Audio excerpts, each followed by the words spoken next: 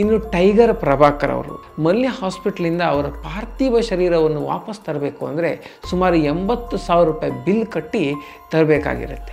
ಇನ್ನು ವೀರಪ್ಪನ್ ಡಾಕ್ಟರ್ ರಾಜ್ಕುಮಾರ್ ಅವರನ್ನು ಅಪಹರಣ ಮಾಡಿದಾಗ ಕನ್ನಡ ಸಿನಿಮಾ ಲೋಕ ಸ್ತಬ್ಧವಾಗಿರುತ್ತೆ.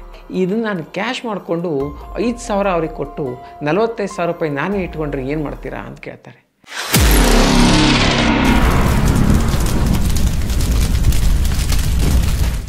ಎಲ್ಲರಿಗೂ ನಮಸ್ಕಾರ. ಕನ್ನಡ ಮಾಣಿಕ್ಯ ಯೂಟ್ಯೂಬ್ ಚಾನಲ್ಗೆ ಸ್ವಾಗತ.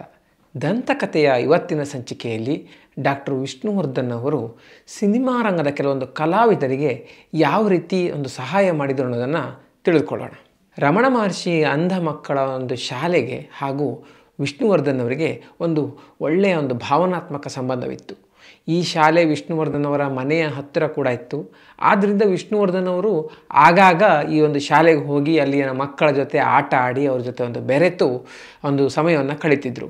ಹಾಗೆಯೇ ಮತ್ತು ಆ ಒಂದು ಶಾಲೆಗೆ ಬೇಕಾದಂತಹ ಒಂದು ಹಲವಾರು ವ್ಯವಸ್ಥೆಗಳನ್ನು ಸ್ವತಃ ಡಾಕ್ಟರ್ ವಿಷ್ಣುವರ್ಧನ್ ಅವರೇ ಅವರ ಹಣದಲ್ಲಿ ಮಾಡಿಕೊಟ್ಟಿದ್ರು. ಈ ಶಾಲೆಯಲ್ಲಿ ಒಂದು ಹಸುಗಳನ್ನು ನೋಡ್ಕೊಳ್ಳುವಂತಹ ಒಂದು ಶೆಡ್ ಇತ್ತು. ಅಲ್ಲಿ ಸುಮಾರು 30ಕ್ಕಿಂತ ಹೆಚ್ಚು ಹಸುಗಳಿದ್ದವು. ಅದರಲ್ಲಿ ಒಂದು ದೊಡ್ಡ ಹಸುವನ್ನು ತಮಿಳುನಾಡಿಂದ ದನಗಳ ಜಾತ್ರೆಯಲ್ಲಿ ಈ ಶಾಲೆಯವರು ತಗೊಂಡು ಬಂದಿದ್ದರು. ಆದರೆ ಆ ಹಸು ಯಾಕೋ ತುಂಬ ಒಂದು ರಾಂಗ್ ಆಗಿರ್ತಿತ್ತು. ಯಾವಾಗಲೂ ಒಂದು ತೊಂದರೆಯನ್ನು ಕೊಡುವಂಥದ್ದು, ಹಾಗೆಯೇ ಶಾಲೆಯ ಮಕ್ಕಳಿಗೆ ಗುರಾಯಿಸುವಂಥದ್ದು, ಈ ರೀತಿಯೆಲ್ಲ ಮಾಡ್ತಿತ್ತು. ಒಂದು ತುಂಬ ಕೋಪದ ಒಂದು ಹಸು ಆಗಿತ್ತು. ಮತ್ತು ಈ ಹಸುಗಳನ್ನು ನೋಡ್ಕೊಳ್ತಿದ್ದವರೆಲ್ಲ ಈ ಶಾಲೆಯ ವಿದ್ಯಾರ್ಥಿಗಳೇ.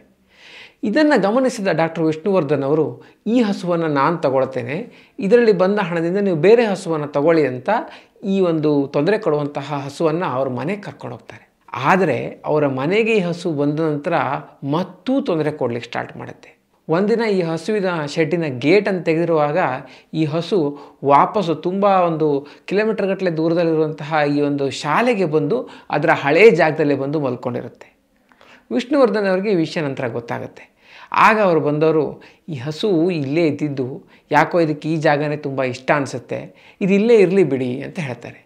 ಶಾಲೆಯವರು ಅವರು ಕೊಟ್ಟ ಹಣವನ್ನು ವಾಪಸ್ ಕೊಡಲಿಕ್ಕೆ ಬಂದಾಗ ಆಗ ವಿಷ್ಣುವರ್ಧನ್ ಅವರು, ನನಗೆ ಈ ಹಣ ಬೇಡ, ಈ ಹಣದಿಂದ ನೀವು ಹಸುಗಳಿಗೆ ಒಂದು ಒಳ್ಳೆಯ ಆಹಾರವನ್ನು ಖರೀದಿ ಮಾಡಿಕೊಡಿ ಅಂತ ಹೇಳಿ ಹಾಗೆ ಆ ಹಸುವನ್ನು ಕೂಡ ಅಲ್ಲೇ ಬಿಟ್ಟು ಬರ್ತಾರೆ. ವಿಷ್ಣುವರ್ಧನ್ ಅವರಿಗೆ ಈ ಶಾಲೆಯ ಮಕ್ಕಳ ಜೊತೆ ಸಮಯ ಕಳೆಯೋದು ತುಂಬ ಖುಷಿ ಕೊಡ್ತಿತ್ತು. ಬಹಳಷ್ಟು ಬಾರಿ ಅವರ ಜನ್ಮದಿನವನ್ನು ಕೂಡ ಈ ಶಾಲೆಯಲ್ಲೇ ಅವರು ಆಚರಿಸ್ಕೊಂಡಿದ್ದಾರೆ.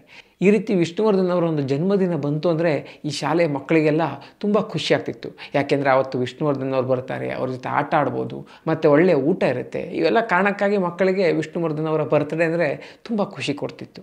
ಇನ್ನು ನಾನು ಆಗಲೇ ಹೇಳಿದೆ, ವಿಷ್ಣುವರ್ಧನ್ ಅವರು ಬಹಳಷ್ಟು ಕಲಾವಿದರಿಗೆ ಒಂದು ಸಹಾಯವನ್ನು ಮಾಡಿದ್ದಾರೆ ಅಂತ. KCN ಚಂದ್ರು ಅವರ ಅಕ್ಕ ಲೀಲಕ್ಕ ಅಂತಿದ್ದರು. ಅವರೊಮ್ಮೆ ಮೈಸೂರಿನಲ್ಲಿದ್ದಾಗ ಒಂದು ಆಸ್ಪತ್ರೆಯಲ್ಲಿ ಕ್ಯಾನ್ಸರ್ ಪೇಷಂಟನ್ನು ನೋಡ್ತಾರೆ. ಅವರ ಚಿಕಿತ್ಸೆಗೆ ಅರ್ಜೆಂಟ್ ಹಣ ಬೇಕಾಗಿರುತ್ತೆ. ಆದರೆ ಯಾವುದೇ ರೀತಿಯ ಒಂದು ಸಹಾಯ ಬಂದಿರಲಿಲ್ಲ, ಮತ್ತು ಯಾರು ಕೂಡ ಅವರಿಗೆ ಒಂದು ದಿಕ್ಕಿರಲಿಲ್ಲ. ಇದನ್ನು ನೋಡಿ ಅವರು ವಿಷ್ಣುವರ್ಧನ್ ಅವರಿಗೆ ಈ ವಿಷಯವನ್ನು ತಿಳಿಸ್ತಾರೆ. ಈ ರೀತಿ ಒಂದು ತೊಂದರೆ ಇದೆ, ಅವರಿಗೆ ಯಾರೂ ಒಂದು ಹಣ ಕೊಡೋರಿಲ್ಲ ಅಂತ. ಕೂಡಲೇ ವಿಷ್ಣುವರ್ಧನ್ ಅವರು ಸುಮಾರು 50,000 ರೂಪಾಯಿ ಚೆಕ್ಕನ್ನು ಬರೆದು ಕೊಟ್ಟು ಲೀಲಕ್ಕ ಅವ್ರ ಹತ್ರ, ಇದನ್ನು ನೀವೇ ಕ್ಯಾಶ್ ಮಾಡ್ಕೊಂಬಿಡಿ, ನಂತರ ಅವ್ರಿಗೆ ಕೊಡಿ ಅಂತ ಹೇಳ್ತಾರೆ. ಆಗ ತಮಾಷೆಗೆ ಲೀಲಕ್ಕ ಅವರು, ಇದನ್ನು ನಾನು ಕ್ಯಾಶ್ ಮಾಡಿಕೊಂಡು 5,000 ಅವ್ರಿಗೆ ಕೊಟ್ಟು 45,000 ರೂಪಾಯಿ ನಾನೇ ಇಟ್ಕೊಂಡ್ರೆ ಏನು ಮಾಡ್ತೀರಾ ಅಂತ ಕೇಳ್ತಾರೆ.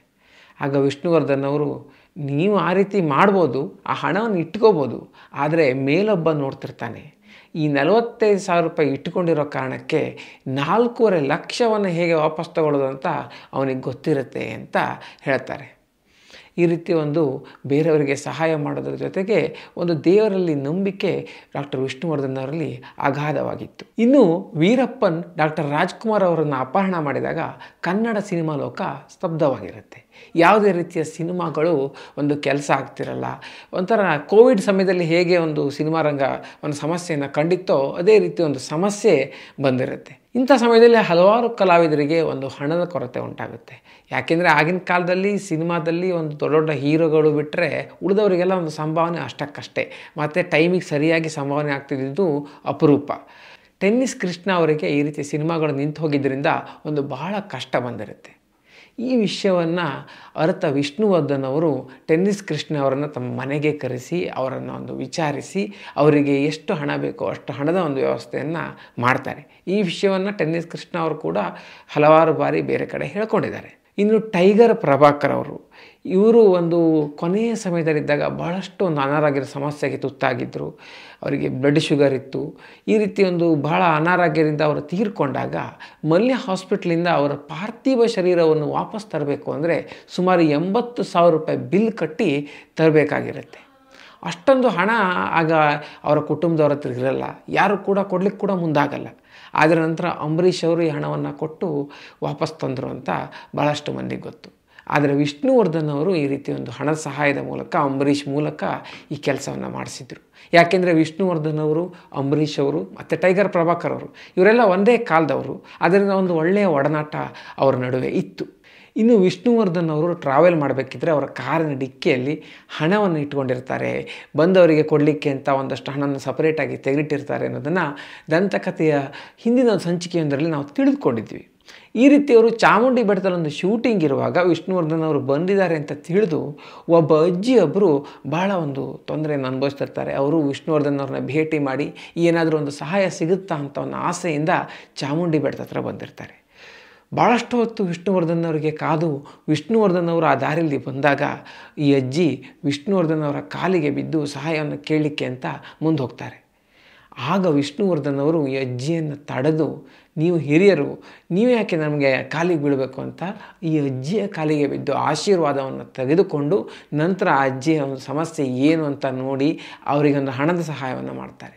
ಈ ರೀತಿ ಹಿರಿಯರಿಗೆ ಗೌರವ ಕೊಡೋ ಒಂದು ಭಾವನೆ, ಹಾಗೆಯೇ ಕಿರಿಯರ ಜೊತೆ ಒಂದು ಯಾವುದೇ ರೀತಿಯ ಒಂದು ಭೇದ ಭಾವವಿಲ್ಲದೆ ಬೆರೆಯೋ ಒಂದು ಅವರ ವರ್ತನೆ, ಮತ್ತು ಯಾರೇ ಒಬ್ಬರು ಕಷ್ಟ ಅಂತ ಬಂದಾಗ ಅವರಿಗೆ ಸಹಾಯ ಮಾಡೋ ಮನೋಭಾವ ಇದೆಯಲ್ಲ, ಇದು ಡಾಕ್ಟರ್ ವಿಷ್ಣುವರ್ಧನ್ ಅವರನ್ನು ಬೇರೆ ಒಂದು ಫೇಮಸ್ ನಟರಿಗಿಂತ ಒಂದು ಬೇರೆ ರೀತಿಯಲ್ಲಿ ನಮಗೆ ನೋಡಲಿಕ್ಕೆ ಅನುಕೂಲ ಮಾಡಿಕೊಡುತ್ತೆ. ಸ್ನೇಹಿತರೆ, ಈ ವಿಡಿಯೋ ನಿಮಗೆ ಇಷ್ಟ ಆಗಿದ್ದರೆ ತಪ್ಪದೇ ಶೇರ್ ಮಾಡಿ. ಹಾಗೆಯೇ ದಂತಕಥೆಯ ಮುಂದಿನ ಸಂಚಿಕೆಯಲ್ಲಿ ಈ ರೀತಿಯ ಒಂದು ವಿಶಿಷ್ಟವಾದ ಕುತೂಹಲವಾದ ಹಲವಾರು ವಿಷಯಗಳು ಬರಲಿಕ್ಕಿವೆ. ಅವುಗಳನ್ನು ಮಿಸ್ ಮಾಡ್ಕೋಬಾರ್ದು ಅಂತಿದ್ರೆ ನಮ್ಮ ಕನ್ನಡ ಮಾಣಿಕ್ಯ ಚಾನಲ್ಗೆ ತಪ್ಪದೇ ಸಬ್ಸ್ಕ್ರೈಬ್ ಮಾಡಿ. ಮುಂದಿನ ಸಂಚಿಕೆಯಲ್ಲಿ ಮತ್ತೊಮ್ಮೆ ಸಿಗೋಣ. ಅಲ್ಲಿವರೆಗೂ ನಮಸ್ಕಾರ.